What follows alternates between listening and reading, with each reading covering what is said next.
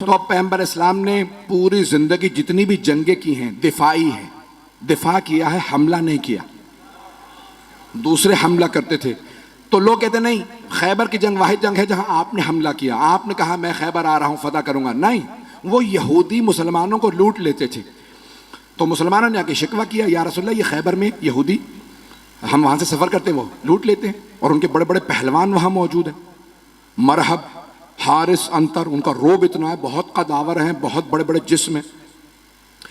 तो उनका कोई भी, तो रसूल खुदा ने उनको खत लिखा, बाज आ जाओ, मेरे मानने वालों को आइंदा तुम्हारा खैबर का कोई यहूदी ना लूटे। तो एक मरतबा जनाबे सरवर कायनात ने दूसरा खत लिखा, वो फिर भी बाज नहीं आए। रसूल खुदा ने कहा बाज आ जाओ, अगर तुम फिर भी बाज ना आए तो मैं खुद खैबर आऊंगा और खैबर फतह करूंगा। उन्होंने अपनी एक मीटिंग बुला ली, कहा कि भाई क्या कह रहे हैं, मोहम्मद ने खत लिखा है। कहा डरने की जरूरत नहीं, हमारे पास बड़े बड़े पहलवान मौजूद, मरहब, हारिस, अंतर, पहली के मुकाबले में 3 ही आए।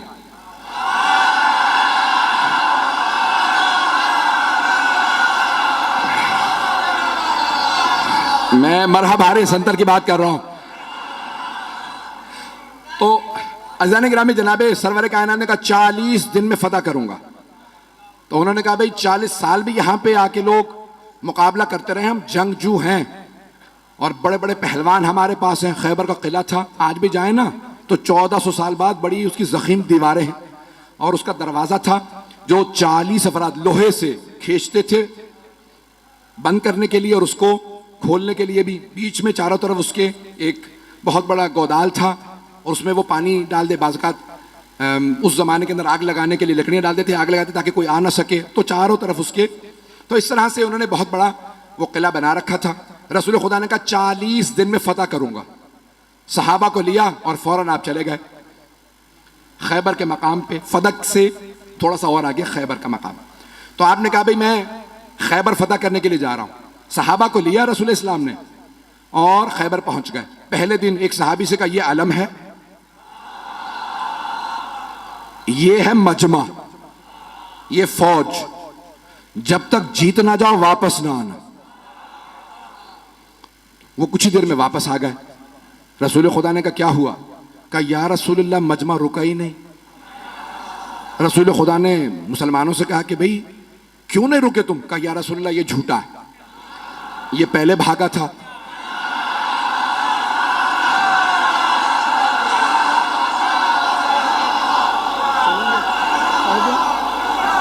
पढ़ दूं या? कहा या रसूलल्लाह पहले ये भागा था, ये झूठ बोल रहा है, हम लोग पहले नहीं भागे। रसूल खुदा ने कहा खबरदार, कल दोबारा जाना, मोहम्मद की आबरू का मामला है, मैंने 40 दिन का वादा किया, जाओगे? उसने कहा या रसूलल्लाह ये अगर रुक जाए तो मैं तो लड़ने वाला हूं। पैगंबर ने दोबारा अलम दिया, फिर वापस आने के बाद फिर लड़ाई हो गई। पहले कौन भागा? पैगंबर इस्लाम ने कहा बहुत हो गया, कोई और जाएगा? एक और साहब ने कहा मैं चला जाऊंगा। उनकी रफ्तार ज्यादा थी।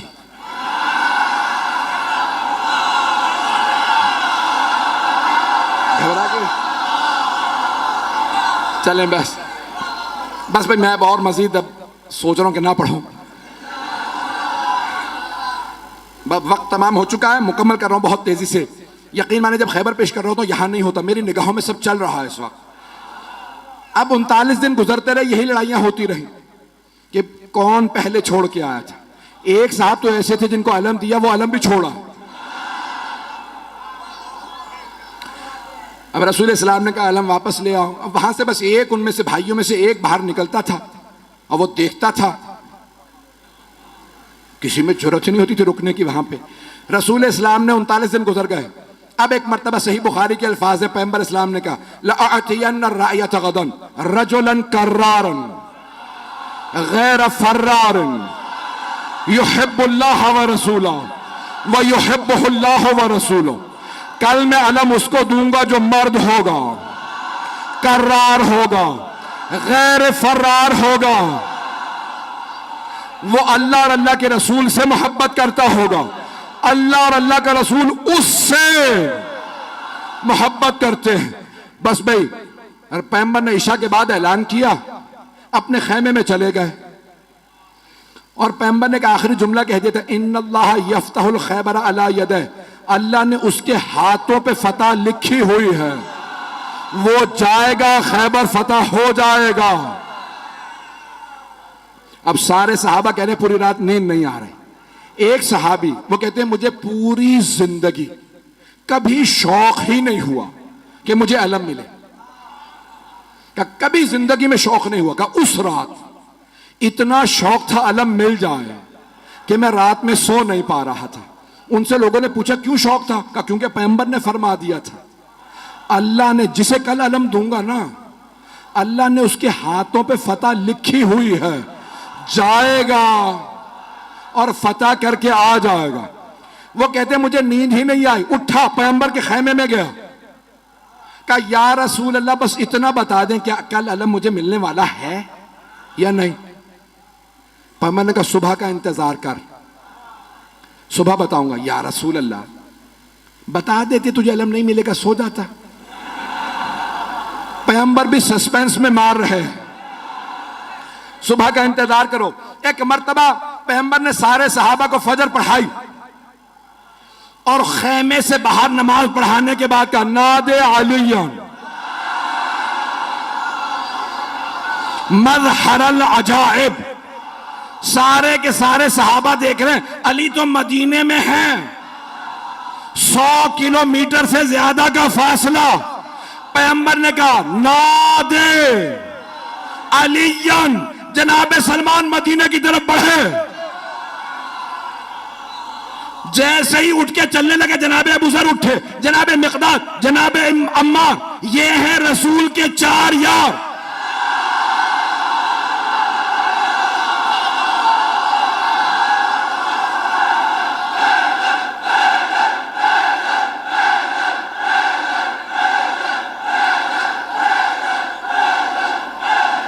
बस भाई वक्त नहीं है, जैसे ही ये चले ना तो सब के सब कह रहे हैं अली तो मदीने में है, देखा सामने से गर्द उड़ रही है।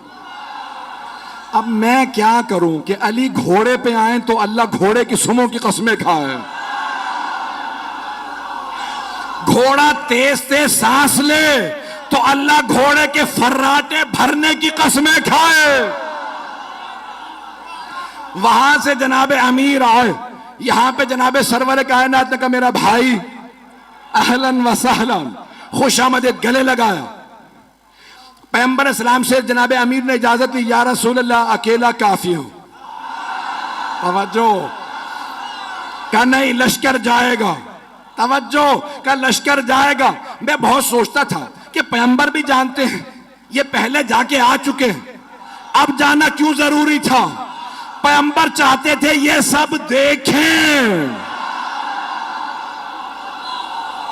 अब मैं यहां नहीं हूं, नजफ में हूं, मेरे मौला चले, खैबर पे पहुंचे, हाथ में अलम था। खैबर का किला बहुत बड़ा, ऊपर के एक बहुत बड़े हुजरे के अंदर मरहब एक नजूमी के साथ बैठा करता था। उसने एक मर्तबा नीचे देखा कि आज कोई नया आदमी आया है। एक मर्तबा जनाबे अमीर ने, हाथ में अलम था, अलम एक लोहे की सलाख में था, मौला ने अलम उखाड़ा, पत्थर के अंदर गाड़ा, पत्थर में अलम गाड़ा। मरहब ने खामोशी से पलट के नजूमी को देखा कि अब तक जो आ रहे थे ना वो अलम फेंक के भाग रहे थे, इसका मिजाज कुछ और है। तवज्जो का इसका मिजाज कुछ और है, इसने पत्थर में अलम गाड़ दिया। नजूमी ने कहा परेशान होने की बात नहीं है, एक बुर्ज है, जब वो उस सितारे के सामने आता है ना तो लोहे के लिए पत्थर मोम हो जाता।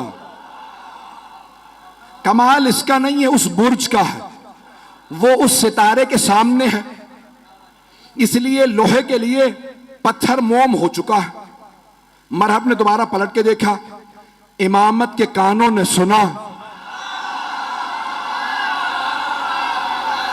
मेरे मौला ने अलम उखाड़ा, फिर अलम गाड़ा, फिर अलम उठाड़ा, फिर अलम गाड़ा।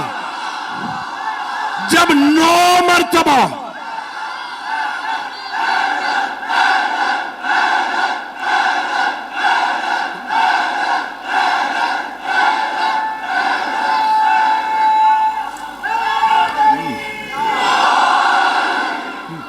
तवज्जो तवज्जो सारे मजमे की, खुदा गवाह ना सीने में ताकत है ना गले में।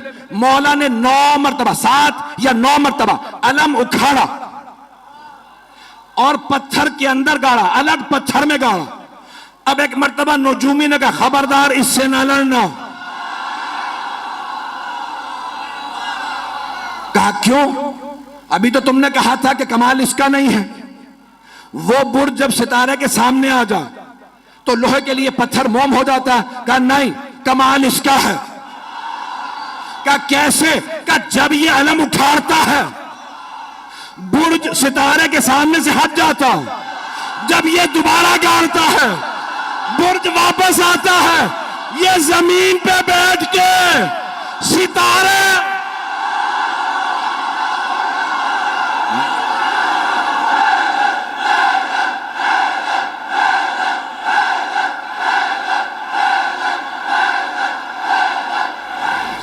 बस भाई जनाबे अमीर ने, वक्त तमाम हो चुका है भाई, अब वक्त नहीं है और सीने में दम भी नहीं है। खैबर सुनाने के लिए पूरा खून जिगर देता हूं। ऐजाने के नाम जनाबे अमीर ने एक मरतबा मरहब आया, जनाबे अमीर ने तारफ करवाया, सम्मत ने उम्मी हैदरा, मेरी मां ने मेरा नाम हैदर रखा। हर जंग में मौला ने कहा मैं हूं अली इब्न अबी तालिब, हर जंग में कहा अबू तालिब का बेटा अली। आज कह रहे मेरी मां ने नाम हैदर रखा। तो उलमा कहते हैं 2 वजह से। एक तो ये बताना चाहते थे जैसा मेरा बाबा काबिल फख्र है वैसी मेरी मां काबिल फख्र है। अबरार भाई ने रुबाई पढ़ी थी, एक जुमला मैं भी कहना चाह रहा हूं भाई। ये अली की विलायत बाप के खून से नहीं आती, मां के किरदार से आती है। तो जाने के जनाबे अमीर ने एक मरतबा मरहबा आया, तारुफ करवाया मैं कौन हूं। 2 वजह से, एक कि पता चल जाए मां का, दूसरे उसकी मां ने उसे वसीयत की थी, सारे भाइयों को वसीयत की थी। मुझे किसी नजूमी ने जायचा बना के बताया था तेरे शेर जैसे बेटे होंगे, जिससे टकरा जाएंगे मार देंगे। बस बेटों से कहना हैदर नामी आदमी से ना लड़े। जैसे ही मौला ने कहा सम्मतनी उम्मी हैदरा, मेरी मां ने नाम हैदर रखा। हैदर कहते हैं हमला करते हुए शेर को, हमला करता हुआ शेर। अब उसने सुन तो लिया, कहा अच्छा मेरी भी मां ने कहा था हैदर से ना लड़ना, ये वही हैदर तो नहीं। समझ भी गया। अच्छा जब मरहम मारा गया ना, यानी तमाम मुसलमानों ने लिखा कि मौला ने उसको दावत दी, ठीक है तू समझता है इस्लाम की दावत देता हूं।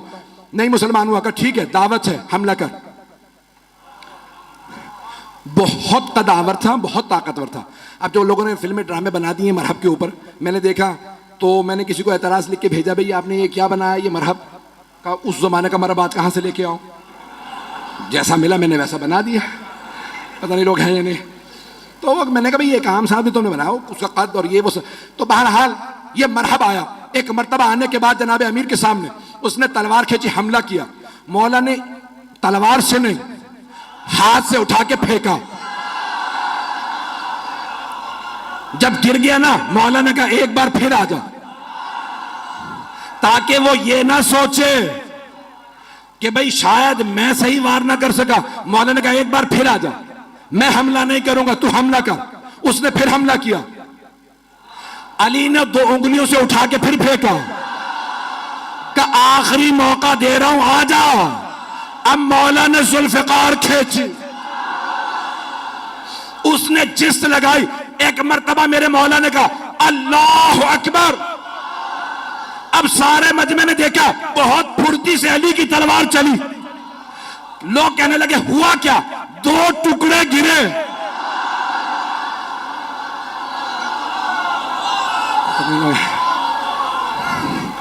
हारिस आया, अंतर आया, देख चुके थे मरहब का क्या हुआ, फिर भी भागे नहीं।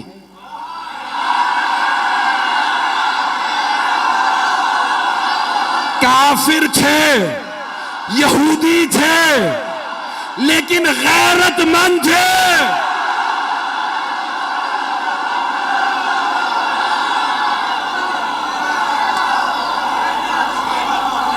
और मत पढ़वाएं मुझसे, बस यकीन मानिए कि अभी खैबर बहुत बाकी है। जनाब अमीरुल मोमिनीन ने जब मरहब, हारिस और अंतर को मार दिया तो अब सारी की सारी फौज ने कहा दरवाजे बंद कर दो। कहा लाशें तो उठा लो। कहा इस शेर के सामने से लाशें कौन उठा के लाए हैं। उन्होंने दरवाजा बंद किया। अब बीच में मैंने कहा ना खाई थी, गहरी खाई थी। जनाब सलमान कहते हैं कि मैंने देखा अली आगे बढ़े, खैबर के दर में हाथ डाला और उसे एक हाथ से उखाड़ा। उखाड़ने के बाद खाई के इस पार आए, सहाबा से कहा सवार हो जाओ, मैं पहुंचा दूं। तवज्जो, नारा नहीं आएगा।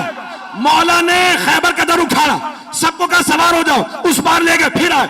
जनाब सलमान कहते हैं ताज्जुब मुझे इस पे नहीं था कि अली ने खैबर का दर उखाड़ लिया था, ताज्जुब इस पे था कि जब अली आ जा रहे थे अली के पांव जमीन पे नहीं।